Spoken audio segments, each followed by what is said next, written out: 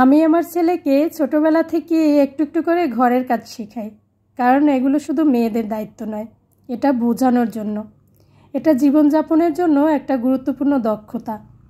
সে নিজের খাবার নিজে রান্না করতে পারবে, নিজের জামা কাপড় নিজেই ভাঁজ করে রাখতে পারবে, বেসিন নোংরা হলে কিংবা সিঙ্ক নোংরা হলে নিজেই পরিষ্কার করবে, আর নিজের কাজ নিজে গুছিয়ে নেবে কেউ না বললেও। কারণ আমি এমন একটা ছেলে বড় করতে চাই না যে ভাববে ঘরের সব কাজের দায়িত্ব শুধু একজন নারীর কাঁধে। আমি চাই সে বুঝুক ভালোবাসা শুধু মুখের কথায় নয়, ভালোবাসা থাকে ছোট ছোট কাজে, সহযোগিতায়, যত্নে, চেষ্টা করার মাধ্যমে।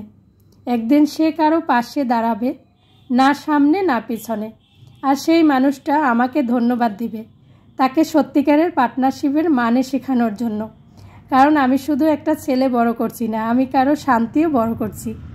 আসসালামু আলাইকুম, সবাইকে আমন্ত্রণ জানাচ্ছি আজকের ভিডিওতে। কেমন আছেন সবাই? আশা করছি যে যেখান থেকে দেখছেন সবাই ভালো আছেন এবং সুস্থ আছেন। আলহামদুলিল্লাহ, আমিও ভালো আছি আল্লাহর রহমতে, আপনাদের সবার দোয়া ও ভালোবাসায়। আমি তো সাধারণত প্রতিদিন সকালে নাস্তা খাওয়ার পরে একটু ঘরবাড়ি পরিষ্কার করি, তারপরে রান্নাবান্না করি। তো আজকেও সেটাই করছিলাম। আমার ছেলে দৌড়ে আসছে যে আজকে ও আমার কাজে সহযোগিতা করবে। তো এই তো দেখুন, ঘরের চারিদিকের যে ঝুল সেগুলো পরিষ্কার করছিলাম। তো ও বলল যে এই কাজটা আমিই করে দেই, মা তোমার কষ্ট হবে, তুমি তো এমনিতেই সারাদিন রান্নাবান্না থেকে শুরু করে সংসারের কত কাজ করো। তো মাশাআল্লাহ, আমার ছেলেটার জন্য সবাই দোয়া করবেন। আমি তো অনেক খুশি হয়ে গেছি, বলছি যে ঠিক আছে তুমি তাহলে এগুলো পরিষ্কার করো, আমি আজকে নিজের গাছের পুঁই শাক তুলে রান্না করব। এই তো আমার বারান্দায় যে পুঁই শাক হয়েছে, তো সেখান থেকে কিছু শাক তুলে আজকে রান্না করব ভাবছি। তো এখান থেকে কিছু শাক আমি তুলে নেব। অনেক দিন ধরেই কিন্তু এই শাক খাওয়ার কথা ছিল, কিন্তু বিভিন্ন ব্যস্ততায় আর হয়ে ওঠেনি। তো আজকে ভাবলাম যে আজকে এই শাক তুলে রান্না করবই। তো এই যে আমি একটু একটু করে কিন্তু শাক তুলে নিচ্ছি। আসলে নিজের হাতে লাগানো বাগান থেকে টাটকা শাক তোলার মজাই আলাদা, নিজের গাছের সবজির স্বাদই অন্যরকম, তাই না? তো এই যে আমি কিন্তু একটু যত্ন সহকারে পাতাগুলো তুলে নিচ্ছি। আসলে বারান্দায় তো ওইভাবে করে সুন্দর করে গাছ করে দেওয়া যায় না যে বেশি করে শাক হবে বা কিছু। তা আমি যেটুকু পেরেছি তো সেইভাবে করেই আর কি গাছগুলো লাগিয়েছি। তো মাশাআল্লাহ, আমি কিন্তু খুব সুন্দর অনেকগুলো পুঁই পাতা তুলে আনছি, আর সাথে একটা ডাঁটাও নিয়ে আসছি। তো আজকে এগুলো রান্না করব, চিংড়ি মাছ দিয়ে পুঁই শাকের চচ্চড়ি। তো আসলে নিজের গাছের শাকসবজি হলে দেখতে অনেক বেশি ভালো লাগে খাওয়ার চেয়েও। তাছাড়া এই শাকগুলোর মধ্যে কিন্তু কোনো কেমিক্যাল বা কোনো ক্ষতিকর কিছু দিয়ে তৈরি করা হয় নাই, মানে গাছ বড় করা হয় নাই, একদম ফ্রেশ শাক। নিজের গাছের শাকসবজি খাওয়ার মজাই তো আলাদা, তাই না? তো এই যে আমি শাকগুলোকে ভালো করে বেছে নিয়েছি, তারপরে এই তো সুন্দর করে ধুয়ে নিয়েছি। এবারে রান্না বসিয়ে দিব। আসলে আমি একটু সামান্য পরিমাণে আলু দিয়েছি, সাথে চিংড়ি মাছ দিয়েছি, আর এই তো একদম মানে স্বাস্থ্যসম্মত উপায়ে শাক রান্না করার চেষ্টা করেছি হালকা মশলা দিয়ে। আমি এমনিতেও যে কোনো শাকসবজি রান্নায় মশলা ইউজ করি খুবই কম। তো এখানে পেঁয়াজ রসুন দিয়েছি, সেই সাথে সামান্য একটু ধনিয়া জিরার গুঁড়া আর হলো মরিচ হলুদ। তো এই যে আমি আলুর সাথে মশলা কষিয়ে চিংড়ি মাছ দিয়ে দিয়েছি, তারপরে এই তো শাকগুলোকে দিয়ে দিলাম। আসলে নিজের গাছের শাক বলে কথা, একদম কিন্তু অল্পতেই সিদ্ধ হয়ে গেছে। আজকে আর অন্য রান্না কিছুই শেয়ার করছি না। তো এর সাথে কিন্তু আমি ডাল রান্না করেছি, ডাল তো আগেই রান্না বসিয়ে দিয়েছিলাম, আর সেই সাথে পুঁটি মাছ ভাজি করছি। কয়েকদিন আগে 2 কেজির মতো পুঁটি মাছ আনা হয়েছিল, তো সেগুলো দেখা যায় যে কয়েকদিন ধরেই খাওয়া হচ্ছে ঘুরিয়ে ফিরিয়ে। তো বন্ধুরা, আসলে আমি আমার ছেলেকে সবসময় চেষ্টা করি সংসারের টুকিটাকি কাজ শেখাতে, এবং ওরও দেখছি অনেক আগ্রহ আছে কাজের প্রতি। নিজের পড়াশোনার পাশাপাশি ও কিন্তু দৌড়ে চলে আসে আমার কাজের কাছে। আমি কি রান্না করছি, ও কিন্তু টুকটাক রান্না করতেও পারে বা ওর এগুলোর প্রতি অনেক আগ্রহ আছে। আসলে ছেলে বলে কোনো কথা নেই, ছেলে মেয়ে সবাই কিন্তু ঘরের কাজকর্ম শেখা উচিত, পারা উচিত। আমি ওকে ওইভাবেই শেখাই যে ছেলেরাই যে শুধু বাইরে কাজ করবে, ঘরের কাজ করতে পারবে না তা না। একজন নারী শুধু ঘরেই কাজ করবে, ঘরের সব কাজ শুধু একজন নারীর কাঁধে, এটা কিন্তু বুঝলে চলবে না। তো এইভাবে কিন্তু ওকে শিখাই, বুঝাই। তো ও বোঝে, ও বলে যে হ্যাঁ, আমার নিজের কাজ যদি আমি নিজে করতে পারি তাহলে তো ভালোই হয়। একটা সময় আমি দূরে গিয়ে পড়াশোনা করব, একা থাকতে হবে, তখন তো নিজের কাজ নিজে করতে হবে। তো এদিক থেকে আসলে আমার কাছে আমার ছেলের মনোভাব দেখে ভালোই লাগে। তবে উচিত প্রতিটা ঘরের ছেলেকে আসলে ঘরের কাজ শেখানো। দেখা যাবে যে একটা সময় ওর সংসার হবে বা ওর জীবনসঙ্গী হবে, ও শুধু মুখেই বলবে না যে ভালোবাসি, ছোট ছোট কাজে সহযোগিতায় যত্নে তাকে রাখার চেষ্টা করবে, ভালো রাখার চেষ্টা করবে। তো এগুলো কিন্তু আমি শিখাই। তো এখানে আর কি আমি ভিক্সল নিয়েছি, ভিক্সল দিয়ে বাথরুম পরিষ্কার করি। আমি সবসময় বাথরুমের টাইলস একদম খুব সহজে ঘষা মাজা ছাড়াই ঝকঝকে চকচকে করার একদম সেরা উপায় এটা আমি বলবো। অনেক সময় দেখা যায় যে বাথরুমের টাইলস একদম লালচে হয়ে যায়, বিশেষ করে যাদের পানিতে বেশি আয়রন থাকে, যে টিউবওয়েলের পানিতে।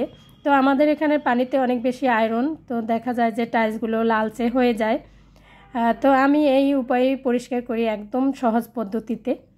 তো এখানে কিন্তু ভিক্সল ঢেলে নিচ্ছি। এই যে ভিক্সলের ঢাকনাটা, তো এই ঢাকনার আর কি 4 বার দিয়েছি। এর সাথে 1 মগ পানি দিব। তো পানির সাথে মিক্স করে আর কি এই ভিক্সল দিয়ে আমি বাথরুমের টাইলসটা পরিষ্কার করে নেব সুন্দর করে। তো এখানে এই তো পানি মিক্স করে নিচ্ছি। আসলে এই টিপসটা এত বেশি কার্যকরী, আমি সবসময় এইভাবে পরিষ্কার করি বাথরুমের টাইলস, একদম নতুনের মতো ঝকঝকে চকচকে হয়ে যায়। তো মাহির বলল যে আমি একটু স্প্রে বোতলে নিয়ে নিই, যাতে করে কোনায় কোনায় ভালো করে স্প্রে করে দিতে পারি। তো এই যে স্প্রে বোতলে ভরে এই মিশ্রণটা বাথরুমের কোনায় কোনায় সব জায়গাতে দিয়ে দেওয়া হয়েছে। এরপরে 5 মিনিট অপেক্ষা করব। 5 মিনিট আসলে অপেক্ষা করা লাগেও না, দেওয়ার সাথে সাথেই দেখা যায় যে লালচে যে দাগ সেটা কিন্তু উঠে যায়। তো এই যে দেখুন, এবারে আমি একটু ব্রাশের সাহায্যে ঘষে নিচ্ছি। তো যদিও এই কাজটা কিন্তু আমার ছেলে আমাকে আর কি এই কাজে সহযোগিতা করছে। তো সুন্দর করে হালকাভাবে একটু ব্রাশ দিয়ে ঘষে নিলেই একদম নতুনের মতো চকচকে হয়ে যায়, আর টাইলসের কোনো ক্ষতিও হয় না। দারুণ একটা কার্যকরী টিপস আপনাদের সাথে শেয়ার করলাম। যদিও এর আগেও একবার শেয়ার করেছিলাম, সেই ভিডিওতে অনেক কমেন্টস পেয়েছি। অনেক বন্ধুরাই লিখেছেন যে আপু আপনার বাথরুম তো এমনিতেই নতুন, সেজন্য চকচকে ঝকঝকে লাগছে। আসলে কিন্তু তা না, এই বাসাতে আমরা অনেক বছর ধরেই কিন্তু আছি। নতুনের মতো থাকতে হলে, রাখতে হলে তো অবশ্যই পরিষ্কার পরিচ্ছন্ন রাখতে হয়। তো এই যে দেখুন, এরপরে কিন্তু ছোট ব্রাশ দিয়ে আবার কোনায় কোনায় ভালো করে একটু ঘষে নিচ্ছি। আসলে এই কাজটা খুব বেশি জোর জবরদস্তি করে কিন্তু করা লাগছে না, এতটাই কার্যকরী এই উপাদানটা। আর টাইলস পরিষ্কার করার ক্ষেত্রে তো ভিক্সলের ভূমিকা অনেক বেশি, সেটা আমরা মনে হয় অনেকেই জানি যারা ইউজ করি। এতে করে টাইলসের কিন্তু কোনো ক্ষতিও হয় না। আমরা তো সাধারণত দেখা যায় যে হারপিক দিয়ে বাথরুম পরিষ্কার করি, তো সেক্ষেত্রে এত বেশি পরিষ্কার হয় না আমার মনে হয়, মানে এত তাড়াতাড়ি অল্প সময়ের মধ্যে। তো এই যে হালকা করে পুরো বাথরুমটা কিন্তু ব্রাশ দিয়ে একটু ঘষে নেওয়ার পরে পানি ঢেলে এই তো দেখুন পরিষ্কার করে নেওয়া হচ্ছে। এতটা ঝকঝকে চকচকে হয়ে গেছে, মনে হয় যে এইমাত্র নতুন টাইলস লাগানো হয়েছে বাথরুমে। তো বন্ধুরা, আপনারা চাইলে কিন্তু জানাতে পারেন কমেন্টের মাধ্যমে কে কীভাবে বাথরুমের টাইলস পরিষ্কার করেন। তো এই তো আমার ছেলেকে নিয়ে আমি সুন্দর করে আমাদের এই বাথরুমটা পরিষ্কার করে নিয়েছি। আমাদের বাসায় 2টা বাথরুম, তো আজকে একটা বাথরুম পরিষ্কার করছি, তো পরের দিন অন্য বাথরুমটা আবার পরিষ্কার করে নিব। আসলে দেখা যায় কি একদিনে অনেক কাজ হাতে নিলে কিন্তু অনেক বেশি চাপ পড়ে যায় কাজের, সেজন্য একটু একটু করে অল্প অল্প করেই পরিষ্কার করে নিই। যেহেতু ঘর বাড়ি পরিষ্কার থাকলে শরীর মন দুটোই ভালো থাকে, এজন্য দেখা যায় যে 3-4 দিন পর পর যদি একটু সব কিছু পরিষ্কার পরিচ্ছন্ন করে নেওয়া যায় তাহলে কিন্তু পুরো ঘরটাই একদম পরিষ্কার পরিচ্ছন্ন থাকে। তো বাথরুমের ওয়াল থেকে শুরু করে ফ্লোর সব কিছু কিন্তু আমি এই সিস্টেমে পরিষ্কার করে নিয়েছি, আর একদম নতুনের মতো ঝকঝকে চকচকে হয়ে গেছে। তো বন্ধুরা, এতক্ষণ যারা ধৈর্য ধরে আমার ভিডিওর সাথে আছেন তাদের সবাইকে জানাই অসংখ্য ধন্যবাদ। মন থেকে অনেক অনেক দোয়া, অনেক অনেক ভালোবাসা। আজকে যারা আমার ভিডিও প্রথম দেখছেন, যদি একটু ভালো লেগে যায় তাহলে চ্যানেলটিকে সাবস্ক্রাইব করে রাখতে পারেন, আমাকে সাপোর্ট করতে পারেন। আর যারা অলরেডি আমাকে সবসময় সাপোর্ট করে যাচ্ছেন তাদের প্রতি আমি অনেক বেশি কৃতজ্ঞ। মন থেকে তাদের জন্য অনেক অনেক দোয়া, অনেক অনেক ভালোবাসা। এই ছিল আমার আজকের ভিডিও। সবাইকে অসংখ্য ধন্যবাদ আমার সাথে থাকার জন্য। সবাই ভালো থাকবেন। আল্লাহ হাফেজ। আসসালামু আলাইকুম।